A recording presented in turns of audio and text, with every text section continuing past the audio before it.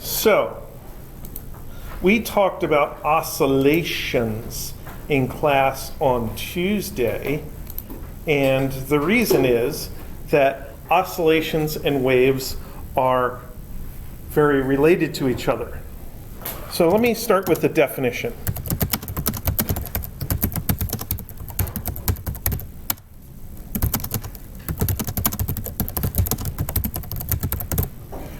That is a very dense definition, but it does, to me, serve as a pretty decent definition of what waves are.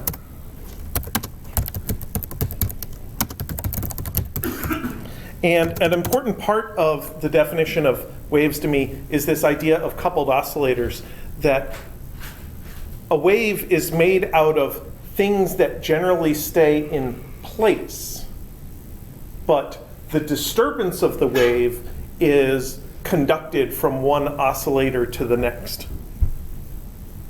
So,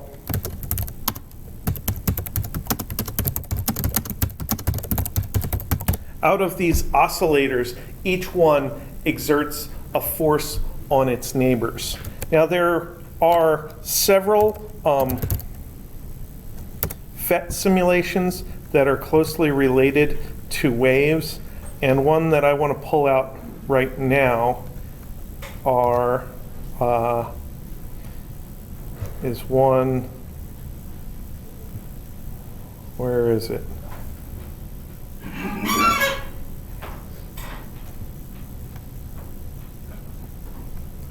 Called Masses and Springs. I think that's the one I want. No, that's not the one I want.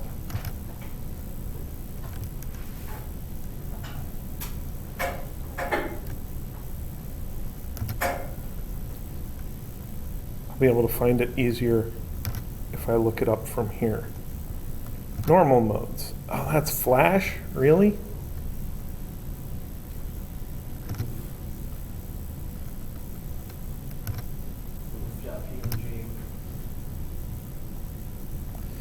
Yeah, where is it?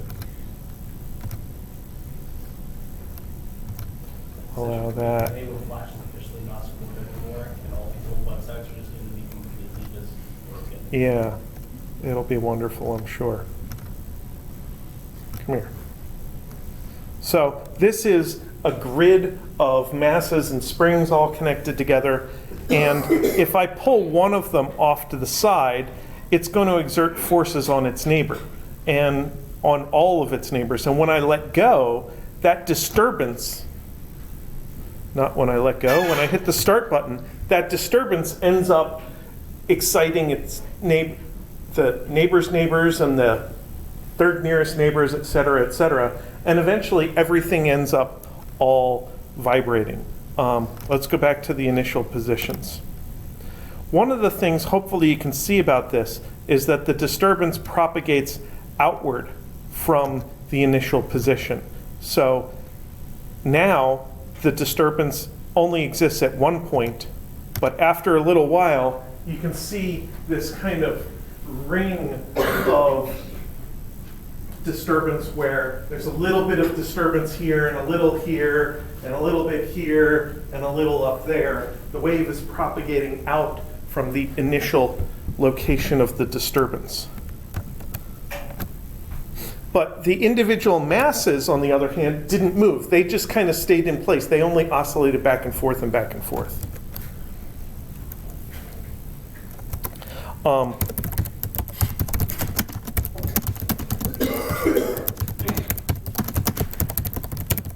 The disturbance that forms the wave could be a pulse. We have lots of waves that are a pulse. If you just throw a rock into a pond, you'll see a ripple of waves go outward from where the rock landed. And that is a wave, but most of the waves that we're going to study are oscillating waves where there are multiple pulses and the actual disturbance forms a sinusoidal shape.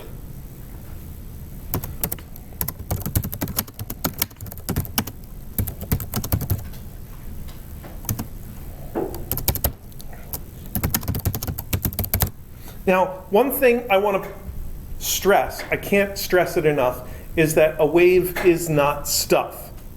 One of the most common waves we deal with is sound waves, which is vibrations of air molecules, either in a room or in between your earphones and your actual eardrum.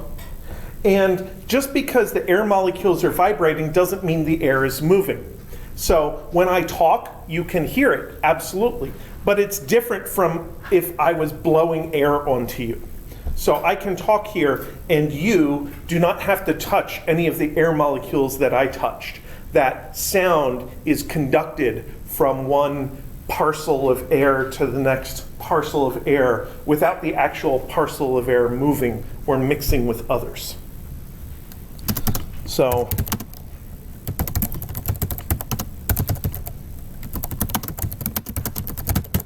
those oscillators that form the wave generally stay in place.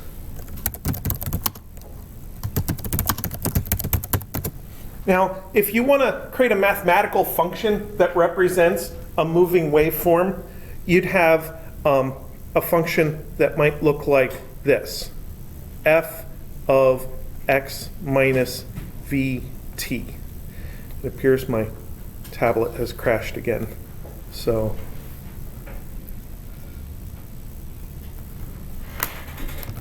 I will run it. We want to go there. So this creates a mathematical function that will sit on the screen, and as time goes forward, it's going to move around.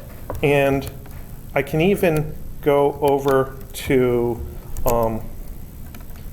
Desmos and start graphing. And let's make an f of x is e to the minus x squared, which is your typical bell-shaped curve. So it's a single hump. And if I make f of x minus v times t, and I'm going to add sliders for the velocity and time, and we'll give it a fairly slow velocity, and then I'm just going to play it in time, you see that the version, let's make it always go forward. The version that's moving is traveling to the right. It's got the exact same shape, but it's moving. And that's what having that x minus vt on the inside of the parentheses does for us. It gives our waveform, our basic shape, movement down the x-axis as time moves forward.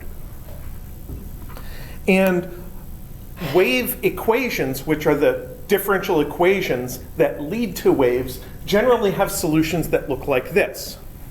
So whatever wave I want to create,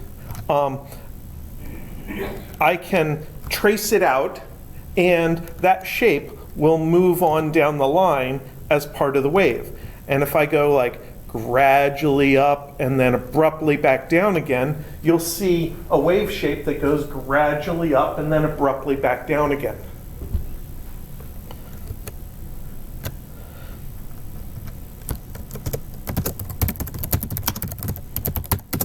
Now, an oscillating waveform would have a function that looks like a sine or a cosine. So we might have something like the sine of 2 pi x over lambda minus 2 pi ft.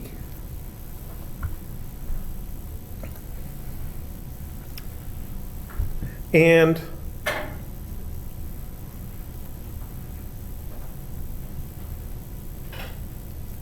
to get the wave velocity out of this, we would take that 2 pi x over lambda, the thing inside of the sine function, minus 2 pi ft, and factor out a 2 pi over lambda. So out of the first term, if I factor out the 2 pi over lambda, I'm left with an x. And out of the second term, if I factor out the 2 pi over lambda. The 2 pi factors out just fine because I had a 2 pi there. But factoring out a lambda, there's no lambda there, so I get the lambda by multiplying by the reciprocal. In other words, multiplying by lambda. And this fits the functional form of a generic waveform. It has the form of some function of x minus vt. And this stuff here, that's the v, is f times lambda. So those values, f and lambda, right now are just mathematical parameters that help define our function, just like having a number there. And it turns out that they're not completely independent from each other, that they're related by the speed of the wave, the same as that blue wave that went across the screen in the graph that I drew. Now, the sine function, of course, repeats. If you draw a sine function, you start from the origin, and you do the positive lobe, then the negative lobe, then you get back to the axis. Then it keeps repeating after that. The repeat in space happens whenever the change, the delta of 2 pi x over lambda is equal to 2 pi. Whenever the argument of the sine function, the overall thing in parentheses, increases by 2 pi, that makes the sine function repeat. So if 2 pi x over lambda increases by 2 pi, then it's going to cause the sine function to repeat. And that's going to happen when delta x is equal to lambda. So whenever you move a distance lambda down the x-axis, you're going to find that your sine function has repeated itself. Whether you start from the origin and look lambda from there, or whether you're at the peak and you look lambda from there, that's the repeating distance of our oscillating wave function. And it has a special name. It's called the wavelength of that wave. And there's time in there too, so there's a repeat in time whenever the expression 2 pi ft is equal to 2 pi. That will cause the sine wave to repeat because time increased. So again, we want the overall thing in parentheses to increase by 2 pi, so everything that's left has to increase by 1. F times delta t is equal to 1, or delta t is equal to 1 over f. And that's a special amount of time called capital T, which is the period of that particular oscillating wave. So whenever you take a snapshot of a wave and then look into the future, capital T later, you'll find that the picture looks identical to what it looked like before. And since the period and the frequency f are linked to each other, and the frequency and the wavelength are linked to each other, we have the basic equations v equals f lambda, which is equivalent to v equals lambda over capital T.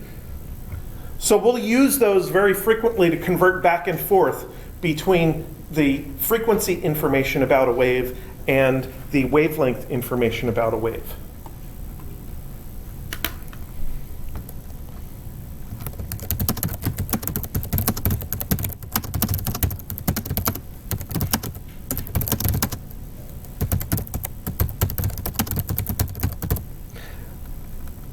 Now, as it turns out, generally,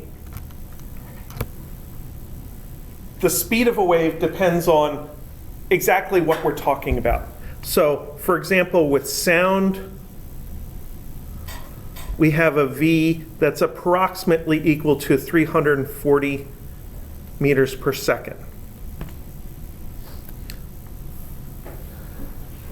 So, if you go outside of this building and the wall of the gym is in front of you, a couple dozen meters away and you clap your hands, you will hear not only the direct sound of the clap of your hands, but you'll hear a rebound of that hand clap from the building a few dozen meters away, and you'll find that there's a slight delay to that. So you'll actually hear your hands clap twice. And that points out that sound travels fairly quickly, but it doesn't travel infinitely quickly. There is a delay to traveling some distance. If there's somebody some distance away bouncing a basketball, you will see the ball bounce and hear the ball bounce at slightly different times. But it is pretty fast.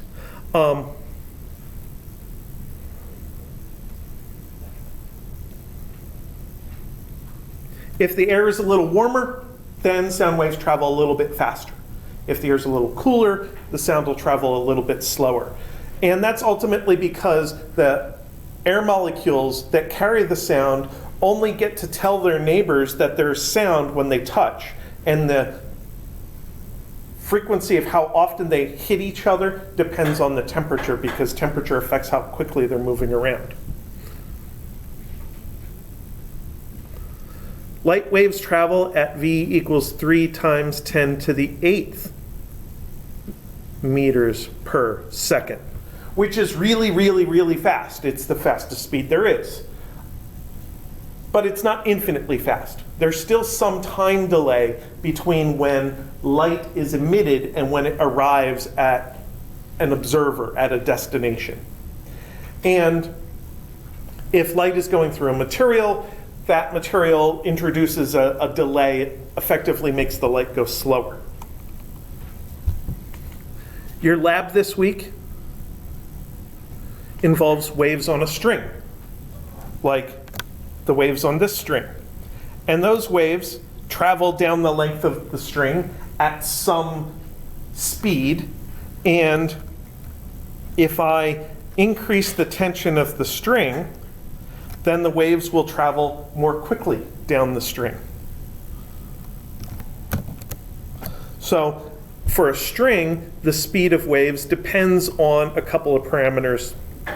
The force of tension and the mass density of the string are the things that go into the speed of those waves. And a fourth kind of waves that we all like to think about are water waves. Don't we all wish we were out there on the water just looking at those instead of looking at a screen here? Water waves have a V that is very complicated, but it's generally between 1 and 10 meters per second. It depends on the depth of the water, it depends on the frequency of the wave, it probably depends on the amplitude of the wave as well. There's all kinds of things that make water waves weird.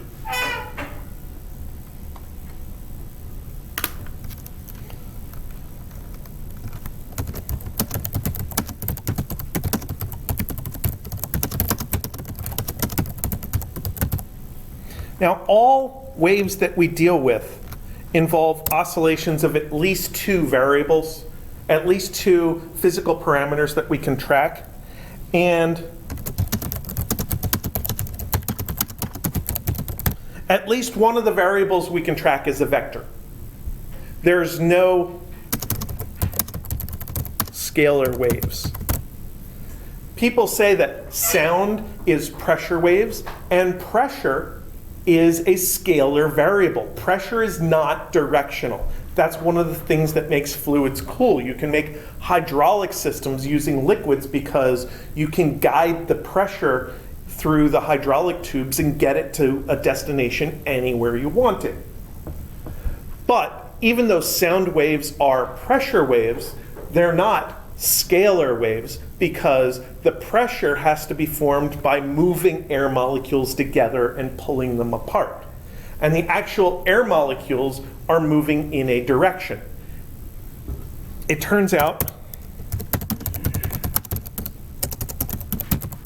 there are 2 general types of waves: longitudinal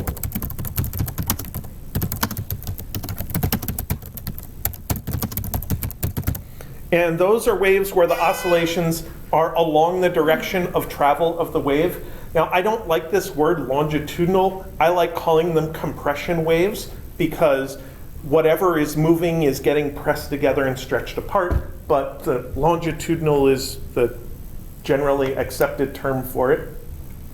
Sound waves are definitely longitudinal waves. So as the sound goes away from me and towards you, the air molecules are vibrating toward and away from you. They're moving along the direction of the sound wave. But they don't travel with the sound, they vibrate back and forth. The opposite of that is transverse waves.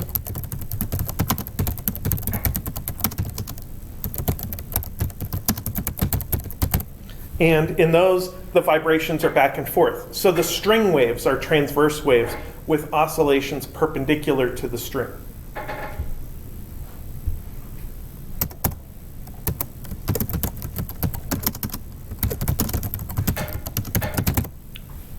There's some really cool simulated visuals of waves from a Penn State professor named Dan Russell. And I want to bring these up on the screen so that you can look at them. So if you just Google Dan Russell waves, you'll come up with this web page that he generated. And in here, there are lots and lots and lots of pictures of cool waves.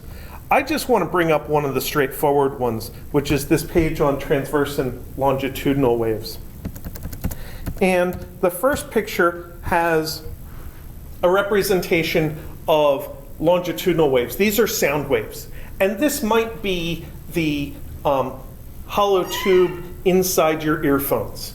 At one end is the driver, which is forced to go back and forth according to the sound from your music source. And in the tube is a bunch of air. At the other end of the tube is the inside of your ear to actually detect the motion. And as the driver goes back and forth, it forces the air molecules to move around. As the driver goes back to the left, the air molecules re-expand to fill that space.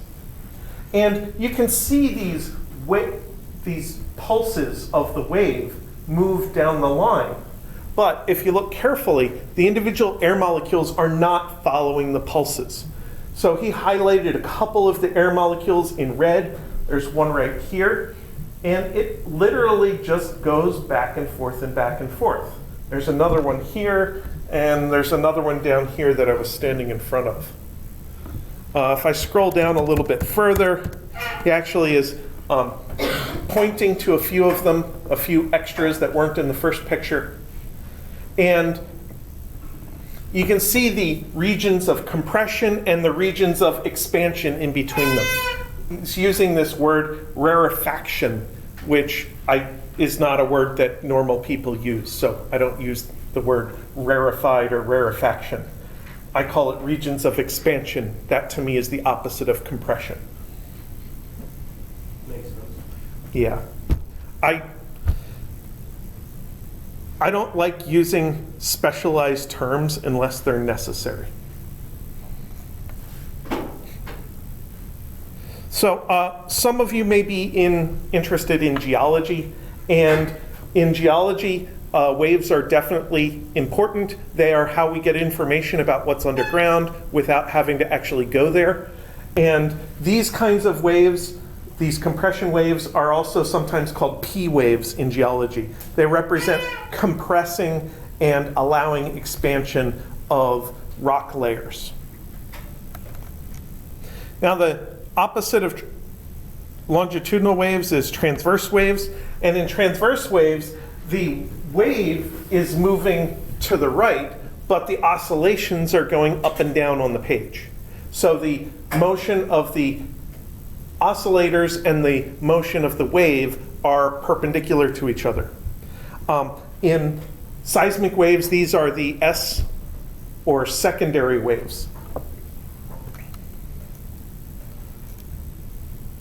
Now what's interesting is there are some kinds of waves that involve a combination of longitudinal and transverse properties. One of those is water waves. So here's a picture of water waves. And as you can see, the surface of the water just goes up and down and up and down. And if there's something floating like a bobber on the surface of the water, you'll see it move forward and backward a little bit. And as you can see from this diagram, it moves forward as the wave peak comes by, but it moves backward as the trough between waves goes by. So if you're swimming out in the Gulf, don't swim in the Corpus Christi Bay. It's dirty. Swim in the Gulf. It's less dirty. Less? It's less dirty, yes. As a wave comes onshore, you get pushed toward shore, but in between waves, you get dragged back offshore. And that's what this is showing. And as you go deeper under the surface, the effect of the waves is less and less and less, depending on the exact wavelength of the waves. I think the depth of about 1/2 of the wavelength is how deep underwater you actually see the effects of the wave. Now there's one more combination of transverse and longitudinal waves that looks kind of interesting, and that is these Rayleigh surface waves. And this is slightly different from the water waves above, because here the material in the lower layer is a solid material. It has a desired geometry. Water doesn't have a desired geometry. It'll fill the container that you put it in.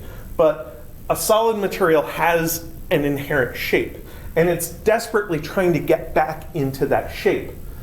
And as the surface waves go by, an individual molecule or a parcel of that material will still trace out a circular-ish shape, but it's stretched out, it's more elliptical, and it kind of rotates backwards. So the point on the surface at the peak is actually moving back in the opposite direction from the propagation of the wave. This type of wave is a type of earthquake wave we experience on the surface, and it's really destructive because, as we studied in Physics 1, when you have a downward acceleration, such as driving over a hill, you lose normal force. And these waves have a decrease in normal force at the exact same time that there's sideways motion of the ground. So it basically lifts your building up off the ground and then moves the ground sideways underneath your building. And if your structure is not anchored well to the ground, then it'll end up sliding all over the place and fall down.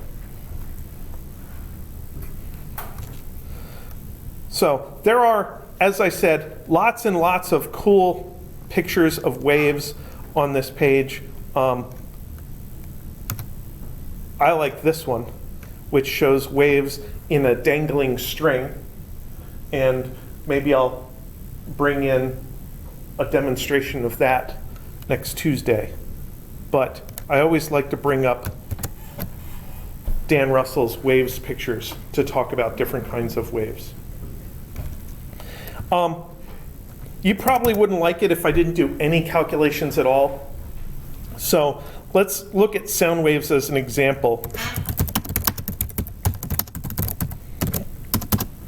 The range of audible sounds goes from about 20 hertz to 20 kilohertz. So F1 is 20 hertz at one end of that range, and lambda 1, I'm looking at the formula V equals F lambda. Lambda 1 can be calculated from that by taking the speed, 340 meters per second, divide by the frequency, 20 hertz, to get a wavelength of 17 meters. So the lowest sound you can hear has a really broad wavelength. This room is not 17 meters long.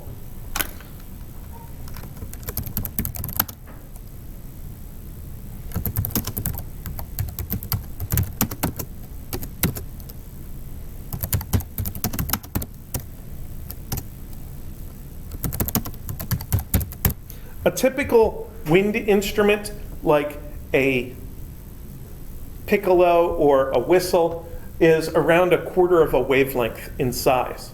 And that means that to generate this, we would need to have an instrument around 4 meters long, which is around 12 or 13 feet long. And that would be big. We don't generally have many instruments that are that long. A pipe organ will sometimes have its biggest, lowest pipes be on that order or of that approximate size. I could imagine those alpine horns that they have in Switzerland might be about that size to produce a note that low, or maybe a didgeridoo. I guess we have some brass instruments, which are wind instruments by this definition, where the tube is that long, but it's all curled up. So a tuba might be able to produce a note down in that range. And then the other end, F2, is 20 kilohertz. I'll use this as an opportunity to point out that you can do calculations with SI prefixes.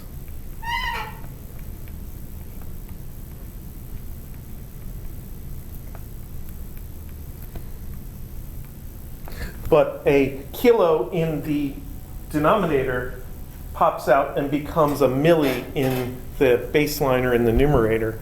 So that's around 0.017 meters. And that's approximately the size of, well, 1/4 of that is approximately the size of your ear canal. So higher pitched sounds than that just vibrate back and forth too much, and your ear doesn't have a chance to restore itself before the next peak of the sound comes by. So when you hear a sound, your eardrum is tracing out the oscillation of the sound waves. And if your eardrum can't go back and forth that fast, then it's not going to be able to mimic that sound. As it turns out, as you get older, you cannot hear sounds that are quite that loud. Let's see if I can find this.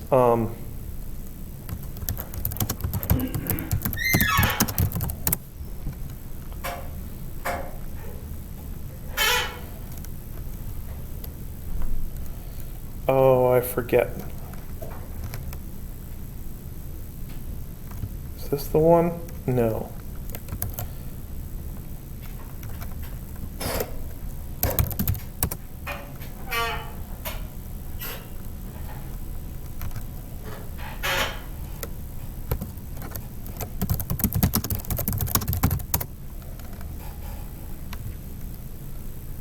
No. Is that the one? No. I'm going to have to look it up. So the thing I was looking for was this soundboard where you could click and get different frequencies of sound to see how much volume is required for you to hear that particular sound. And if you graph it for somebody like me, who is somewhat old, you'll find it falls off well before 20 kilohertz. My hearing falls off closer to 15 or 16 kilohertz, where I will suddenly not be able to hear the sounds anymore. Young people can generally hear the higher pitched sounds better. And that leads to a couple of interesting ideas about using high-pitched sounds that only young people can hear. Some people have ringtones that are super high-pitched so they can still have their phone on and their parents and or professors don't hear it and aren't bothered by it. I've also heard of business owners, I believe in London, England, who are using high-pitched sounds in order to make the sidewalk out front of their business unpleasant for the youths, who they perceived as being Disruptive? Yeah, disruptive, the undesirable people. And as it turned out, first of all, making public property an unpleasant place to be is not generally considered to be a nice thing to do in society. And also, not everybody's hearing falls off at the same rate, so they were also driving away customers. So that plan backfired a little bit. All right, so that's some general stuff about waves, and yes, there has to be some general wave-like questions on the final exam. I do want to talk today about the Doppler effect.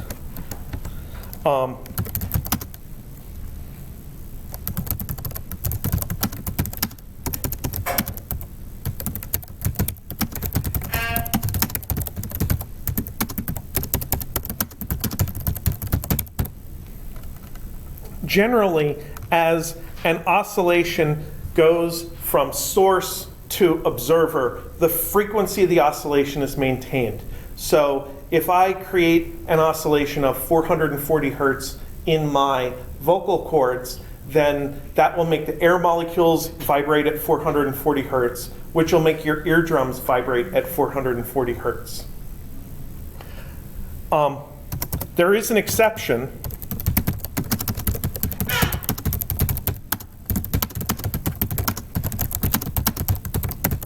And that exception is the Doppler effect. When the source of a wave is moving or the observer of a wave is moving, it affects the frequency of the wave. So I actually have a picture here of the moving source.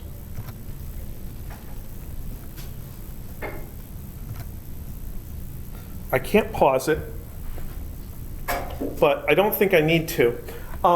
So this red dot is a source of sound waves. Each blue circle represents a peak of the pressure variation that is heading out from the source. And what I want you to see is that the biggest blue circle is always centered on the origin. The big blue circle on the outside is expanding from the position where the dot was at the moment it was released. So the blue circle gets to all four edges of the graph simultaneously. But by the time the source emits the next peak of sound, it's moved a little bit down the line. When it's emitted the next peak of sound, it's moved a little bit down the line. That's behind the source. So that is something to make note of.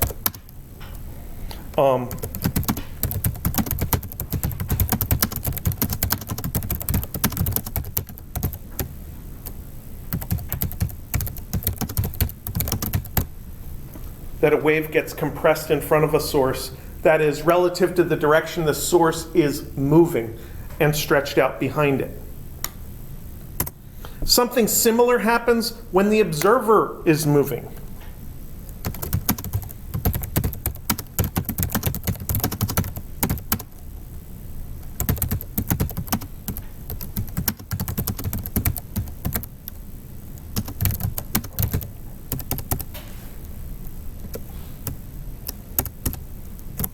If an observer is moving toward a wave, they will get to each peak more quickly than if they were stationary.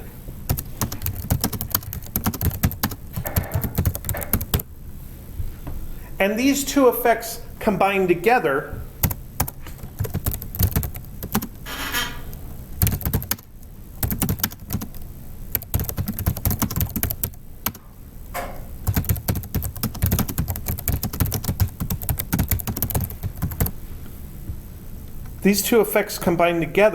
lead to a frequency shift between what the source thinks they're emitting and what the observer actually detects.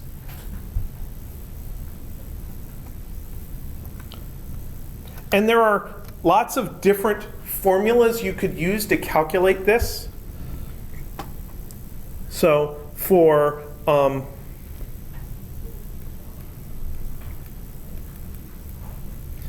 classical waves, the formula ends up looking like frequency observed is frequency of the source, V plus V observer over V minus V source. I think that's how it goes. And here,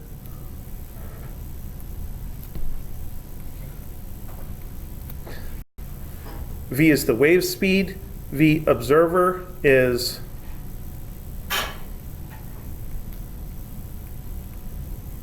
the observer speed toward the source. So this V observer counts as positive if the wave is coming, well, if they're moving toward the wave, really. And Vs is, whoops, that's not what I wanted.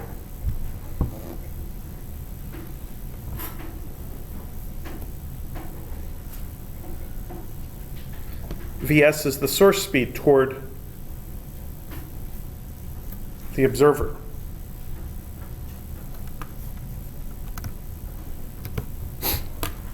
Now, when I use this, I have a lot of trouble remembering exactly what the formula is supposed to look like. Whether it's plus in the top or minus in the bottom, or whether the observer goes in the top or in the bottom. As it turns out, for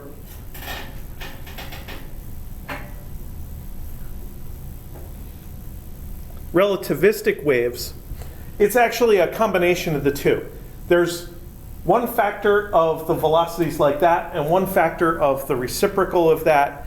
And then because you multiplied two factors together, that's too much. So instead of having a factor squared, you take the square root of it. And it turns out to be FO is Fs times a big square root of V plus V rel over V minus V rel. And V rel is relative speed.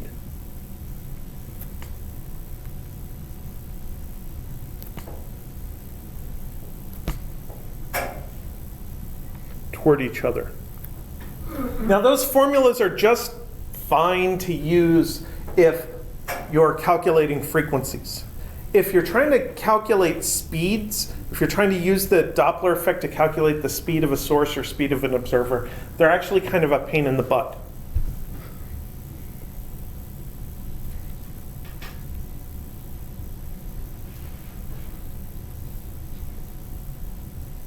I would encourage you to use this low speed approximation for Doppler effect situations, because this version's much easier.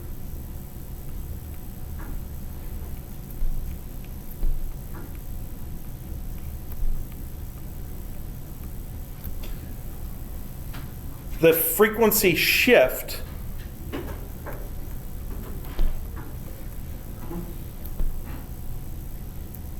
delta F between the source and observer is proportional to how fast they're moving relative to each other. And to convert out the units, the delta F is divided by the base frequency, probably the source frequency, and the relative speed is divided by the wave speed. And that version is really easy to use for calculations. It's good for V rel less than around 15% of V wave. It comes from a first order Taylor series of the other formulas. Now, you may or may not want to see a derivation that actually involves calculating out a Taylor series. I think when I do it, I usually use the binomial approximation. Have you heard those words before? Taylor series? You took Calculus 1, right? I think Calculus 2, and that's where we did Taylor series the most. Oh, God. Well, the binomial approximation is a particular Taylor series. So, Hands on flashbacks from that. that's what I was looking for. PTSD. Let's see.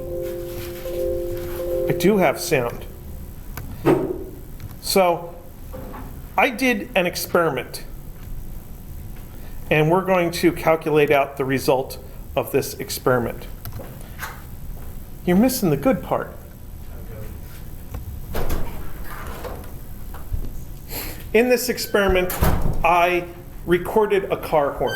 So I went out into the middle of the countryside with my wife. We found a long, straight road. This was more difficult than it is around here because we were in Pennsylvania and there are not quite as many long, straight roads. But she dropped me off by the side of the road in the middle of the straightaway, and I stood there with my cell phone recording sound. And she drove down the end of the road and came back, and I asked her to do a few things. The instructions were lay on the horn so that I could record it, drive at a fairly constant speed down the road, and please don't hit me. That was an important part of the instructions. So here is the sound.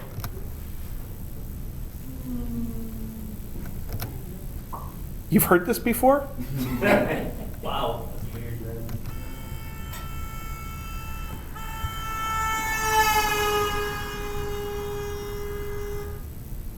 It's exactly what you thought it would sound like.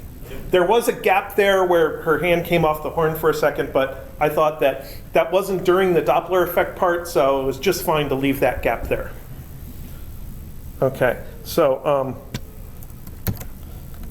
we're back to this. So I wanted to get a graph of the frequency spectrum of this car horn as a function of time so that I could see the Doppler effect.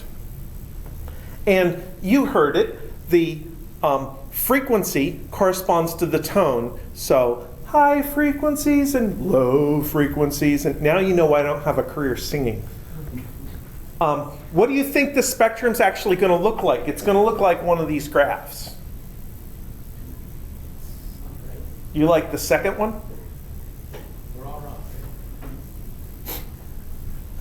A lot of people want to say this graph, but that would be from low to high and back to low again. And that would be a graph of the intensity or the loudness of the sound, because it was quiet and then it got loud and got quiet again. But the frequency actually ends up looking like this. It's steady for a while at the beginning, and then there's a region where it changes, and then it's steady at the end. So here's the graph. And this is a spectrograph. There are free apps for your phone that you can get that'll make spectrographs. They look really cool, as you can see. This one, time goes from left to right. Some of them are kind of waterfall displays that go from top to bottom.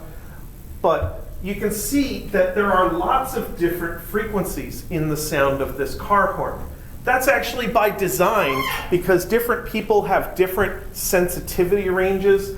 And the idea is that for any given person, there'd be a selection of a few different tones for them to hear. You can see the intensity is measured here in decibels. We're going to talk about decibels next week. Quiet sounds are darker or blue, louder is green, super loud is yellow and red. There's a little bit of yellow and red down here at the bottom. And if you follow one trace across, say the 8 kilohertz trace, you see that it does dip down, and when it comes out the other side, it's not at the 8 kilohertz level, it's at a different level. And each one of these traces, the ones at the top are stretched out so you can see the sweeping frequency change. Each one undergoes a change in frequency. So I thought, I want to do calculations with that. So I latched on to one line of the graph. And the initial frequency was measured super accurately, I'm sure, at 4897 hertz. The final frequency at the end was 4513 hertz. Now, as the car is coming toward me, that sound is Doppler shifted up. As the sound is going away, that sound is Doppler shifted down. The actual frequency is neither one of those. The actual frequency is the average of those. So I took the average and got that. And then the difference between that and the top, or between that and the bottom, or just half of the difference between the two, is the Doppler shift due to the moving car. So, if we, oh, cool, those calculations are still there. I don't have to write them. So if we do the delta F over F is V over V wave. The delta F is the frequency shift.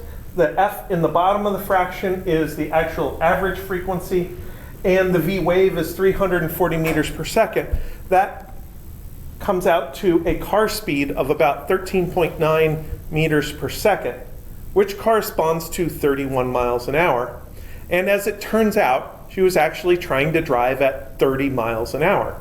So the Doppler effect can be used to measure the speed of an unknown vehicle as it drives by. So you could theoretically build a system with a microphone that you could set by the side of the road, running on a Raspberry Pi, that would just calculate the speed of every car that drives by and gather statistics on the speeds of the cars. And you could do all kinds of traffic analysis just with a microphone.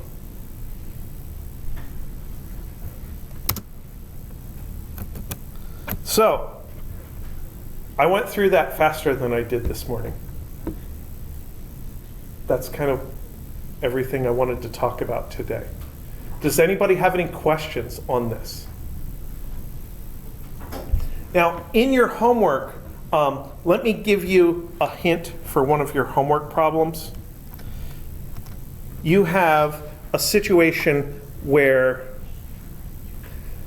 you have a table and an observer in a chair. I wonder if I can draw an observer in a chair.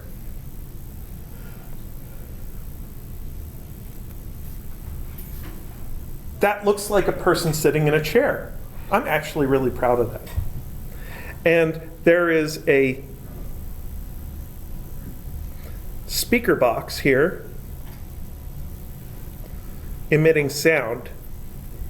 And the speaker box oscillates back and forth and back and forth. And as this speaker oscillates back and forth and back and forth, it's going to modulate the sound that this person hears. And there's going to be a couple of different ways in which this sound is modulated.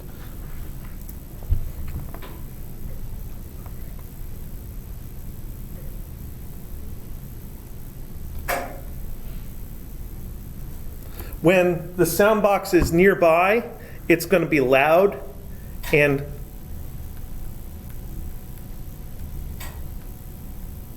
when the speaker is further away, it's going to be quieter. In between,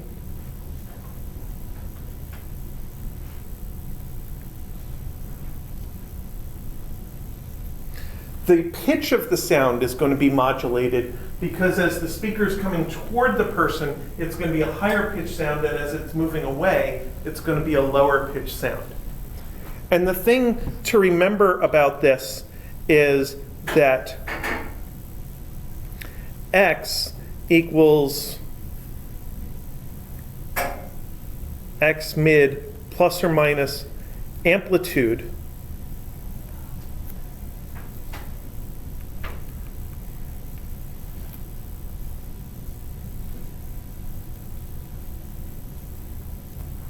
So the distance to the speaker is going to be this middle distance, either plus or minus the amplitude of the oscillation.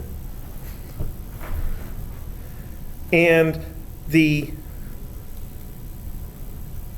extreme velocity is going to be V naught, which is omega times the amplitude. And omega is 2 pi f of